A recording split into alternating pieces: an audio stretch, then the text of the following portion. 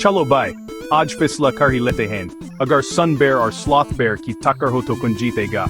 सबसे पहले सन बेर, ये छोटा पैकेट बड़ा धमाका है, दुनिया का सबसे छोटा रीच, लेकिन इसके साइज पे मत जाना।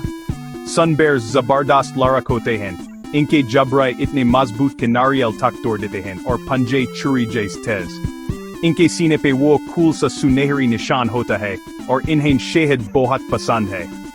कुछ लोग तो इन्हें हनी बेर यानी शहद वाला रीच भी कहते हैं। और अब मैदान में आता है स्लॉथ बेर। ये साइज में काफी बड़ा और ज्यादा बालों वाला होता है।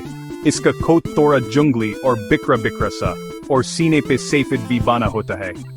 स्लॉथ बेर्स को नारियल से कोई मतलब नहीं, इनको तो बस दीमक और चिंतियन चाहिए।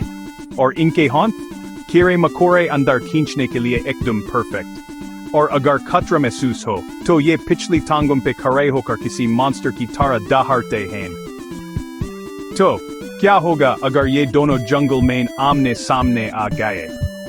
सन बेर के पास है स्पीड और फुर्ती, समझ लो रीच की बॉडी में निंजा मूव्स। लेकिन स्लॉथ बेर के पास है असल ताकत और हार न मानने वाला जज्बा। और हान, ये इंडिया में बाघों से भी लड़ने के आदी हैं।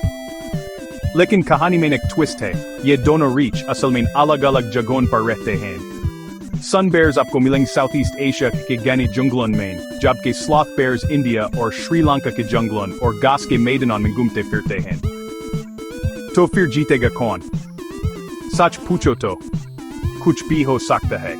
अगर बात फुर्ती की है तो मेरी तरफ से सन बेर जीतेगा, और अगर ताकत और पक्के इरादे की बात हो तो स्लॉथ बेर बाजी ले जाएगा। लेकिन असल जीत किसकी है? कुदरत की, जो हमें दिखाती है कि हर जानवर कितना जबरदस्त और अलग होता है। कमेंट्स में मुझे जरूर बताना आपके ख्याल में कौन जीतेगा, और इसे ही जबरदस्त के लिए सब्सक्राइब करना मत भूलना।